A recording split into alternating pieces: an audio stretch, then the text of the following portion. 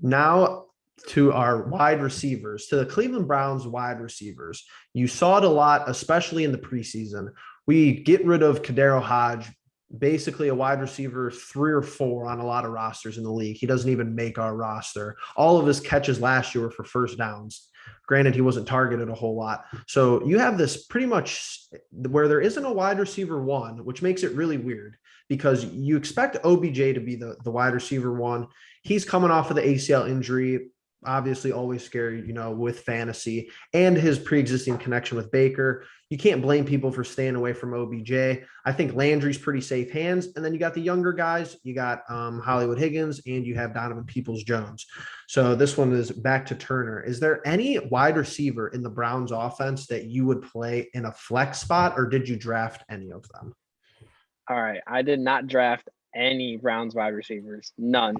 Just because Too many. last year, none.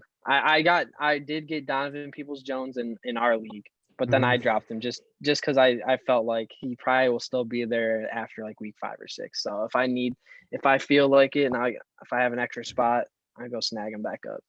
But I really think Odell, super risky. Jarvis is going to be hit or miss. It's going to be more running.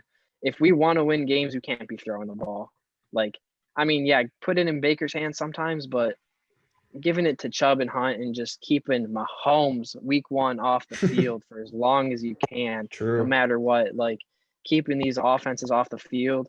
And it'll help our defense too, our young, like newer defense too. But I think our defense is going to be pretty good. But if Odell drops, his average draft pick has been dropping every single year. I remember when he first got to the Browns, I was so hyped to have him. I was like, I got to have him on my team. I got him on my team. I think he had like 1 or 2 good weeks where he popped off for like 20 points. It wasn't the typical Odell you saw at the Giants. And I was like, okay, maybe not. Maybe I don't like him as much. And then the next year I had him on like 1 or 2 teams, tore his ACL. Now I'm like, man, I can't be drafting this guy. He's way too risky now. Jarvis, though, I seen him on the waivers. No, people are dropping him. And if he's on the waiver, go snag him up. Like, he could be an easy plug and play like down the road. And what if Odell got hurt? Jarvis probably second half of the season, he really started clicking with Baker. And I mean, he gets the reception. So PPR, he can be an easy 15, 16 points in your flex, even if you're hurting like for a guy, because injuries are going to happen. They're already happening. It's not even week 1. Right. I would go Jarvis over Odell just for like the less risk, because you actually got to kind of draft like Odell in like 6th, 7th round. But Jarvis, I think, safer floor, not as risky. Odell, he has a way higher ceiling, but his floor is so low. Right. Yeah, I didn't draft any of our wide receivers either, just for the same, like, even in the the year that we had Freddie Kitchens calling plays and Baker was throwing the ball 500 times, Odell just got over 1,000 yards and only had like 4 touchdowns, and Jarvis barely missed 1,000 yards and had like 6 touchdowns. And now, especially with how this offense is just formulated, like, we're not even going to talk about it because it's almost like they were a non-factor last year. But our tight ends, like, we thought Austin Hooper was going to pop off the same way that Turner was talking about Odell popping off. I think it's more likely that Odell is likely to have the better fantasy year overall, but I wouldn't say that it's like by much in terms of comparing Landry and him. So obviously injury could come into play, but I'm going off of like they're both healthy. I'm probably going to take Odell just because of his potential boom. But outside of that, yeah, the wide receivers for our teams are probably not going to be the greatest fantasy players. And I'm glad you brought up the tight ends, because that's something that I was going to bring up too last year. And of course, this was right when we got Austin Hooper. So I was, the recency bias was real. I didn't really know who Harrison Bryant was, besides the fact that he got the tight end award in college. And it was at the point where David Njoku was, I don't know if he was on the rocks, but it didn't seem like he was going to be a part of the team moving forward, which has completely changed. So I did try to make Austin Hooper work a couple of weeks last year, but that was a drafting mistake. You're going to have some drafting mistakes, but I agree. And the only reason that I have DPJ stashed on some benches is that I think you got OBJ, who was hurt last year, and you have Jarvis, who was banged up. And I think those two guys are, they're not old, but they're middle-aged receivers basically.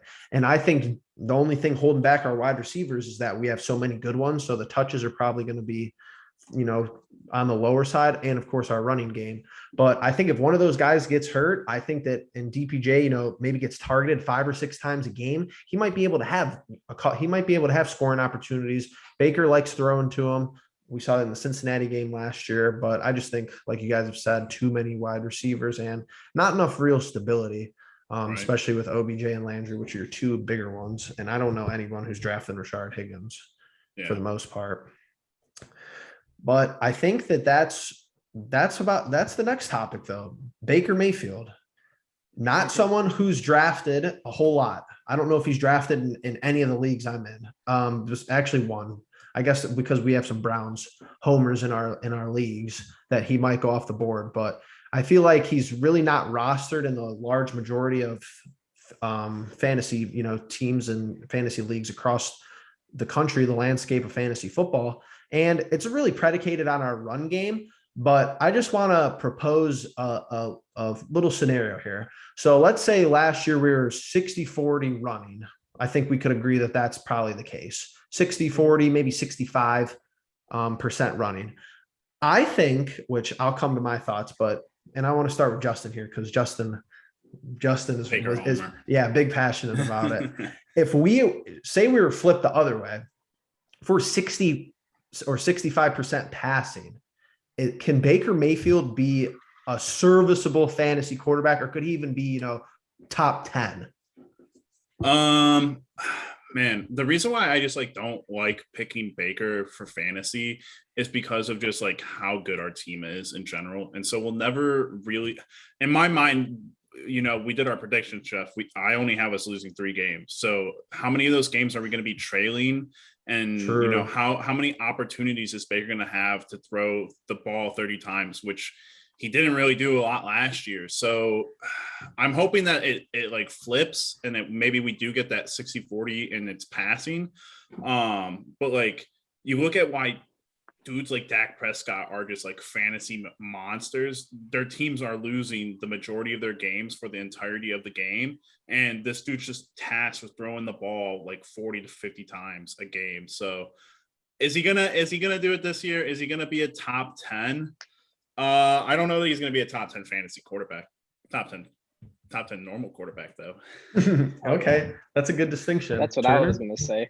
I think he's a top 10 quarterback playing wise, fantasy wise, probably top 15.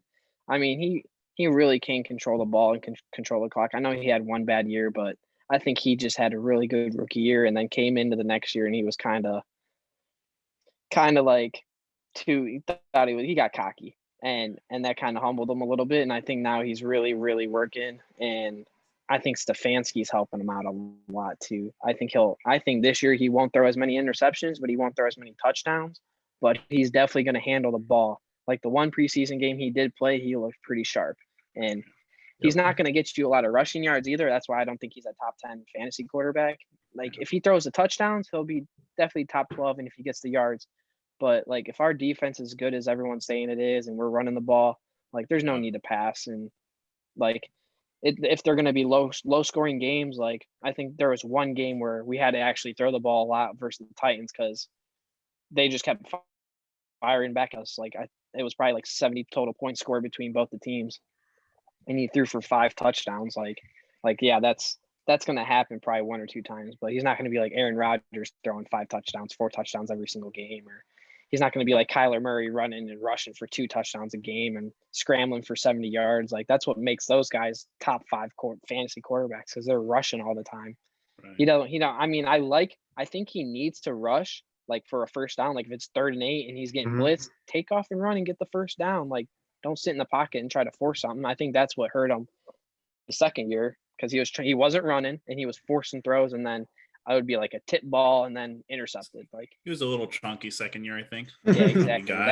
Exactly. And he didn't want to run. He's only 6 foot maybe. Yeah. And he can't see over the line. Like, I think that's his main problem. Like when in the Ravens game, he got his ball tipped down so many times the first week, and he did not look good last year, Right. first game. And I think they kind of changed him up, got him to roll out more, got him moving a little bit, and he just cannot force the ball to OBJ. That is the only thing I am worried about this year. OBJ. Yeah. If OBJ starts getting hungry and saying, give me the ball when he needs to feed, just who's ever open, just throw it to. If Hooper's open, throw it to him.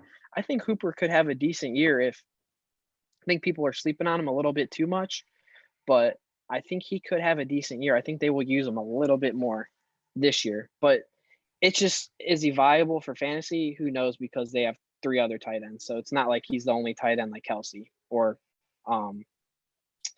Logan Thomas. Yeah, exactly. He's not one of those guys where he's just the only tight end there. Right. But I think Baker will have a good football year, not fantasy though. He was top 7, or he was 17, I think, in fantasy last year because he didn't throw the ball away like as much as he did that second year. But could he make it into the top 15 this year? Probably. But that top 10, I'm thinking he's more in that like 12 range. Yeah, I was gonna say like 14, 13. Yeah. I think 20 years ago or 25 years ago, he'd probably be a top 5 fantasy quarterback. But now that like Turner said, the top 5 or 6 guys are, they're dual threats. And I really liked last year how he wasn't afraid to run when we needed a first down in the Steelers game, in the Ravens game where he had a rushing touchdown. I think he's athletic enough to do that. And his whole shtick is basically being outside of the pocket. So I think if you could get him outside of the pocket, I think that him being able to run as a side move, as maybe if people are trying to overly defend out of the pocket and we have some designed running plays for him, I don't think that would be the end of the world. I don't think that would be a terrible idea because we all know that he's athletic enough to do that. So we've talked about basically everyone on the offensive side of the ball.